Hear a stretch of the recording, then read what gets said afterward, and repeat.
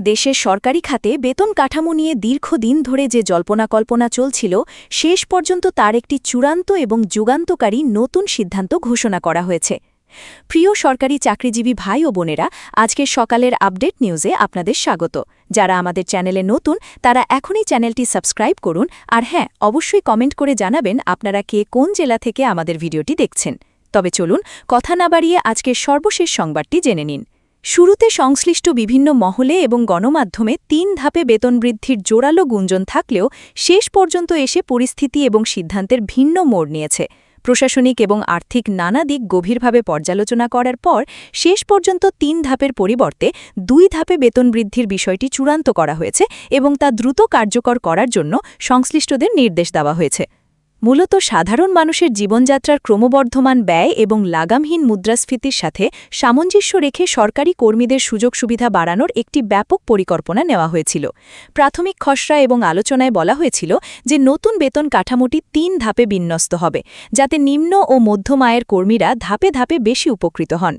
এই ৩ ধাপের পরিকল্পনা সাধারণ সরকারি কর্মচারীদের মধ্যে ব্যাপক আশা সঞ্চার করেছিল এবং প্রশাসনিক স্তরেও এটি বাস্তবায়নের জন্য ব্যাপক প্রস্তুতি নেওয়া হয়েছিল।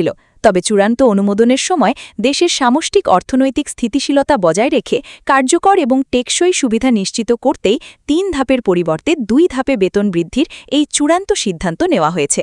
এটি মূলত একটি অত্যন্ত সুচিন্তিত এবং দূরদর্শী পদক্ষেপ, যাতে করে রাষ্ট্রীয় কোষাগারের ওপর একবারে কোনো বিশাল আর্থিক চাপ না পড়ে এবং একই সাথে সকল কর্মচারী যেন সুষমভাবে তাদের প্রাপ্য সুবিধা পান।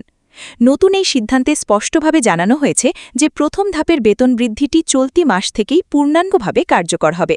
অন্যদিকে দ্বিতীয় ধাপের বৃদ্ধিটি একটি নির্দিষ্ট এবং যৌক্তিক সময় ব্যবধানে বাস্তবায়ন করা হবে। যদিও ধাপ একটি কমিয়ে আনা হয়েছে, তবে প্রতিটি ধাপের বেতন বৃদ্ধির হার এমন নিখুঁতভাবে নির্ধারণ করা হয়েছে যাতে কোনো স্তরের কর্মচারীরা আর্থিকভাবে বিন্দুমাত্র ক্ষতিগ্রস্ত না হন। ২০১৫ সালের সর্বশেষ পে স্কেল সংস্কার করার পর এবার নতুন বেতন স্কেলে একটি ঐতিহাসিক পরিবর্তন আনা হয়েছে।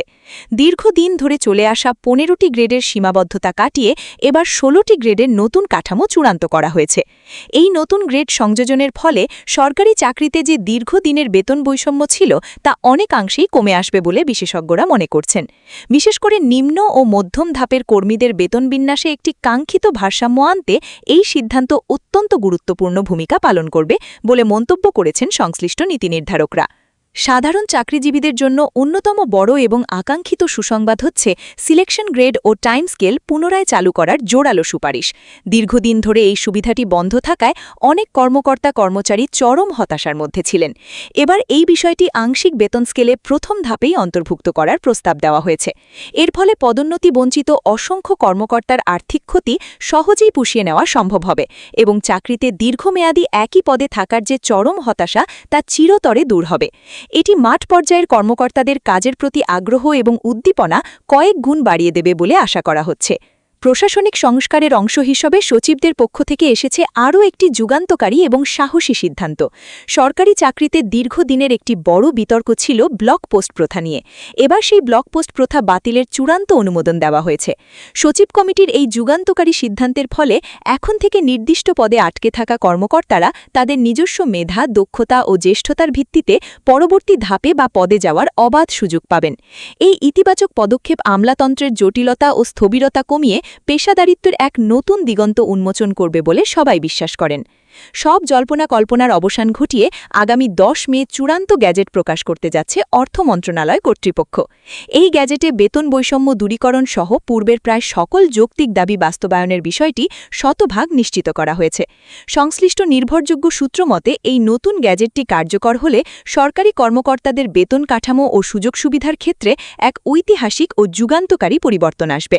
প্রকাশিতব্য এই গ্যাজেটে কর্মীদের দীর্ঘদিনের দাবি অনুযায়ী সিলেকশন গ্রেড ও টাইম স্কেল পুনরায় অন্তর্ভুক্ত করার পাশাপাশি ১৬টি গ্রেডের নতুন বিন্যাসকে চূড়ান্ত আইনি রূপ দেওয়া হচ্ছে। এছাড়াও ব্লক পোস্ট বাতিলের যে সুপারিশ জ্যেষ্ঠ সচিবরা করেছিলেন সেটিও এই গ্যাজেটের মাধ্যমে চূড়ান্তভাবে কার্যকর হবে বলে নিশ্চিত করা হয়েছে।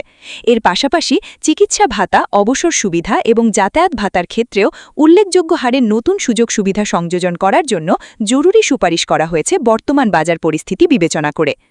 ১০ মে এই ঐতিহাসিক গ্যাজেট প্রকাশের পর থেকেই প্রশাসনের প্রতিটি স্তরে এবং প্রতিটি দপ্তরে নতুন কাজের উদ্দীপনা দেখা দেবে বলে আশা করা হচ্ছে। অর্থ মন্ত্রণালয়ের এই সাহসী পদক্ষেপটি মূলত একটি আধুনিক এবং জনবান্ধব জনপ্রশাসনের প্রতিফলন, যা সরকারি সেবাকে আরও বেশি গতিশীল, স্বচ্ছ এবং দুর্নীতিমুক্ত করতে ব্যাপকভাবে সহায়ক হবে। সাধারণ চাকরিজীবীদের মতে এটি কেবলমাত্র একটি কাগজের গ্যাজেট নয়, বরং এটি তাদের এবং তাদের পরিবারের জীবনযাত্রার মান উন্নয়নের ক্ষেত্রে এক নতুন ও সোনালী মাইলফলক। ভিডিওটি খুবই জরুরি, তাই দয়া করে সবার সাথে ভিডিওটি শেয়ার করতে ভুলবেন না। আর নতুন ভিডিও আপডেট পেতে এখনই চ্যানেলটি সাবস্ক্রাইব করুন।